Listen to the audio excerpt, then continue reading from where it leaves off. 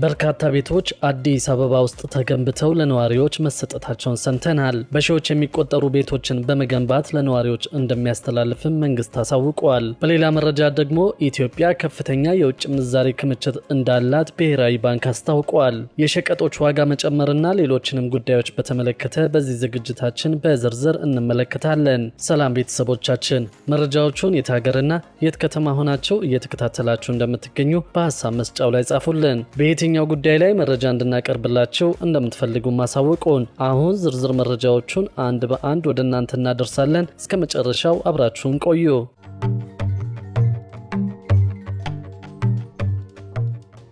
በየጊዜው እየጨመረ የመጣው የሸቀጣሸቀጥ ምርቶች የዋጋ ንረት ከፍተኛ ተጽዕኖ አሳድሮብናል ሲሉ ነዋሪዎች ቅሬታቸውን ገለጹ።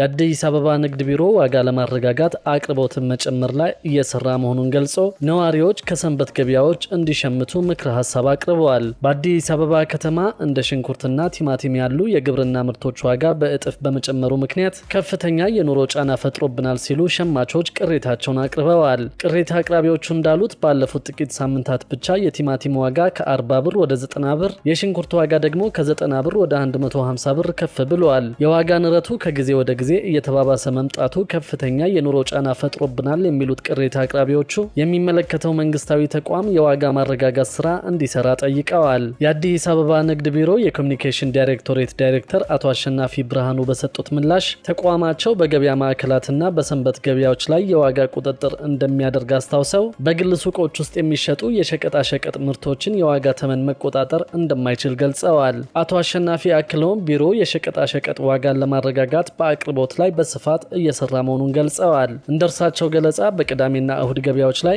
1 ኪሎ ግራም የሽንኩርት ዋጋ በ90 ብር እየተሸጠ ይገኛል። ማህበረሰቡም የዋጋውን ሁኔታ ለማረጋጋት በሚደረገው ጥረት ተባባሪ እንዲሆን በተለይም በሰንበት ገበያዎች ላይ እየቀረበ ያለው ምርት እንዲጠቀምም የኮሚኒኬሽን ዳይሬክተሩ ጥሪያቸውን አቅርበዋል። በሌላ መረጃ ደግሞ በክረምት ወራት ብቻ ከ1900 በላይ ቤቶች በአዲስ አበባ መገንባታቸውን ሰምተናል። እነዚህ ቤቶችም ለተጠቃሚዎች መተላለፋቸውን ያገኘነው መረጃ ያሳያል። በአዲስ አበባ ከተማ ባለፉት 3 ወራት በተካሄደው የክረምት በጎ ፈቃድ መርሃ ግብር ከ1900 በላይ ቤቶች መገንባታቸው ተገለጸ።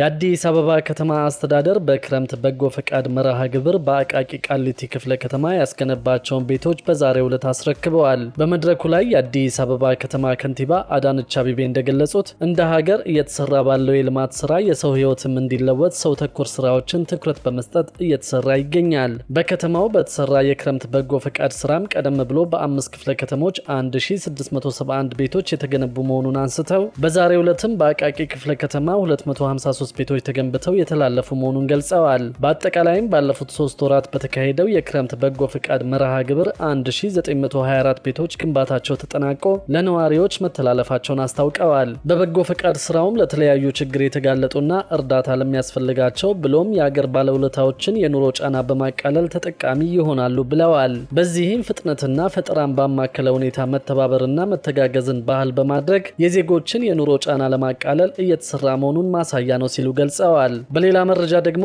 ኢትዮጵያ ከፍተኛ የውጭ ምንዛሬ ክምችት እንዳላት ብሔራዊ ባንክ አስታውቋል። በኢትዮጵያ ታሪክ ከፍተኛ የተባለ የውጭ ምንዛሬ ክምችት መኖሩን ተሰናባቹ የኢትዮጵያ ብሔራዊ ባንክ ገዢ አቶ ማሞ ምህረቱ ተናግረዋል። የቀድሞ የባንኩ ገዢ ከቀናት በፊት ከአውሮፓ ንግድ ምክር ቤት አባላት ጋር ውይይት ማድረጋቸውን የሀገሪቱ የውጭ ምንዛሬ እድገት ማሳየቱንና የዋጋ ንረቱ እየረገበ መሆኑን መናገራቸውን ከአውሮፓ ህብረት የንግድ ምክር ቤት የተገኘው መረጃ ያመለክታል። አቶ ማሞ ከአውሮፓ የንግድ ምክር ቤት ጋር በኢትዮጵያ በነበራቸው ውይይት የሀገሪቱ የክፍያ ሚዛን ለመጀመሪያ ጊዜ የበለጠ ሆኖ መመዝገቡን፣ ያለፈው ዓመት የውጭ ምንዛሬ ክምችትም በ3 እጥፍ ማደጉን ተናግረዋል ተብሏል። የኢትዮጵያ የውጭ ምንዛሬ ፍሰት በፈረንጆቹ 2024 ከነበረው 24 ቢሊዮን ዶላር በ2025 ወደ 33 ቢሊዮን ዶላር ማሻቀቡን ገልጸው ይህ ሊሆን የቻለው የወጪ ንግድና ከውጭ የሚላከው የውጭ ምንዛሪ ማደግ እንዲሁም ደግሞ የአገልግሎት ዘርፉ ማደጉ ነው ማለታቸው ተገልጿል። ለመጪዎቹ ዓመታት የተሻለ አፈጻጸም ይኖራል ብለው እንደሚጠብቁ የገለጹት የቀድሞ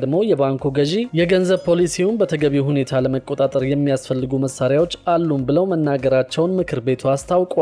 የብድር መጠኑ በ23 በመቶ መጨመሩንና እድገቱ ከብሔራዊ ባንክ የማረጋጋት ዓላማ ጋር አብሮ የሚሄድ በታሪክ በ12 ዓመታት ለመጀመሪያ ጊዜ ባንኩ ለመንግስት ግምጃ ቤት ያላበደረበት ዓመት እንደነበር መናገራቸው ተጠቅሷል። በኢትዮጵያ የአውሮፓ የንግድ ምክር ቤት የቦርድ ሰብሳቢ ቤንዴ ብራትሬ በሰጡት አስተያየት የኢትዮጵያን የውጭ ምንዛሪ እድገትና የማክሮ ኢኮኖሚ ማሻሻያዎችን አድንቀው በኩባንያዎች ስለ ቢዝነስ ምህዳሩ የሚነሱ ማነቆዎችንና ስጋቶችን ቀጣይነት ባለው መንገድ ውይይት በማድረግ መፍታት እንደሚቻል ገልጸዋል። የምክር ቤቱ አባላት ከዚህ ቀደም ከባንኩ ጋር ባካሄዱት ውይይት ኩባንያዎች ለቢዝነሱ አመቺ ያልሆኑ ከፍተኛ ማነቆዎች በሚል አንስተዋቸው ከነበሩ 16 ስጋቶች መካከል 13 ያህሉ መፈታታቸውን ገልጸው በተለይም የውጭ ምንዛሪ አቅርቦት በተገቢው መንገድ መሻሻሉንና ሁሉም የምክር ቤቱ አባላት ተጠራቅሞ የነበረው የትርፍ ድርሻቸውን ታሪካዊ በሚባል መንገድ ወደ ሀገራቸው መውሰድ መቻላቸውን ገልጸዋል።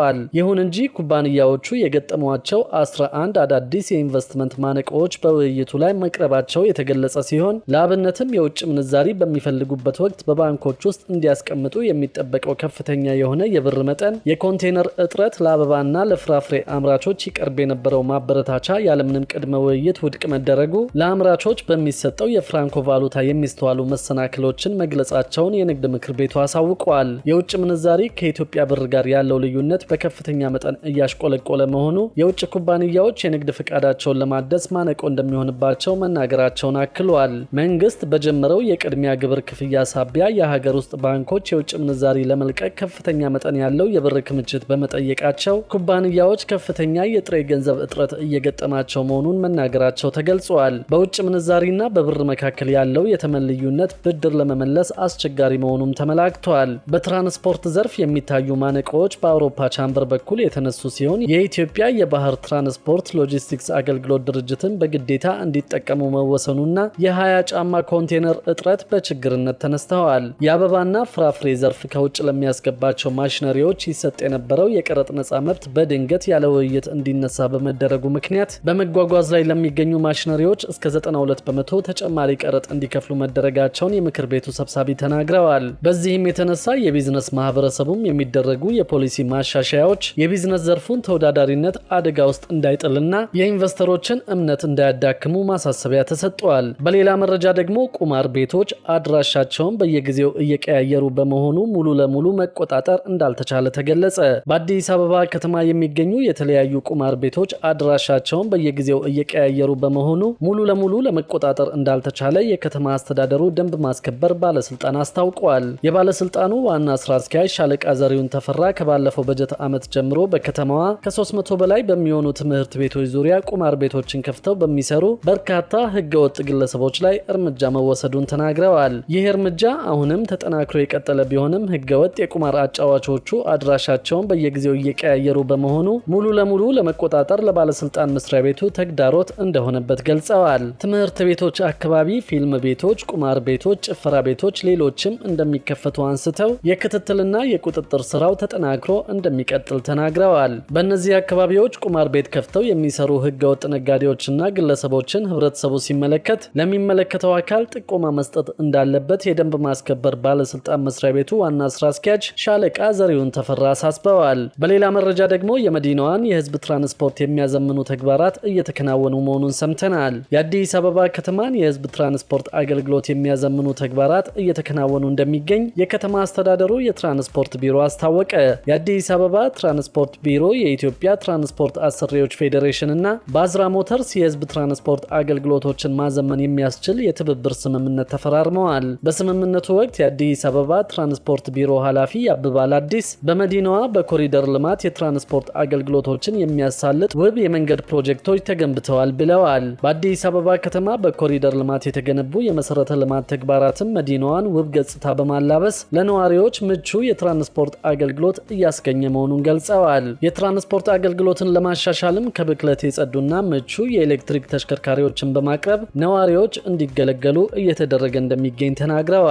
ትብብሩ ረዥም ጊዜ ያገለገሉ ተሽከርካሪዎችን በአዳዲስ አውቶቡሶች በመቀየር የመዲናዋን የትራንስፖርት አገልግሎት ለማዘመን ያለመ መሆኑን አስታውቀዋል። በአሁኑ ወቅት በመዲናዋ አገልግሎት የሚሰጡ በርካታ ተሽከርካሪዎች የአየር ብክለትን የሚያስከትሉ ለባለ ንብረቶችም አዋጭ ያልሆኑና ለከተማዋ ገጽታም የማይመጥኑ መሆናቸውን ገልጸዋል። ከተቋማቱ ጋር የተደረገው የትብብር ስምምነትን ባለ ንብረቶች አሮጌ መኪኖቻቸውን በአዲስ መቀየር እንዲችሉ መልካም ዕድል እድል የሚፈጥር መሆኑን ተናግረዋል። በቀጣይም የመዲናዋን የህዝብ ትራንስፖርት አገልግሎት በማሻሻል የክፍያ ስርዓቱን የማዘመን ስራ እየተከናወነ እንደሚገኝ አስረድተዋል። የኢትዮጵያ ትራንስፖርት አሰሪዎች ፌዴሬሽን ፕሬዝዳንት ብርሃኔ ዘውዴ የትብብር ስምምነቱ የመዲናዋን ውብ ገጽታ የሚመጥኑ አዳዲስ መኪናዎችን ወደ ስራ ለማስገባት ጉልህ ጠቀሜታ አለው ብለዋል። የባዝራ ሞተርስ ዋና ስራ አስኪያጅ ዶክተር ያየህራዳ አስናቀ በተፈጸመው የትብብር ስምምነት መሰረት ከተማዋን የሚመጥኑ መኪናዎችን ለማቅረብ ዝግጁ መሆናቸውን አስታውቀዋል። ክቡራትና ክቡራን የአዲስ ቢዝነስ የዩቲዩብ ቻናል ተከታታዮቻችን ይህንን ቻናል ሰብስክራይብ ሳታደርጉ የምትከታተሉን ከሆነ ቢዝነስና ተያያዥ ጉዳዮችን በተመለከተ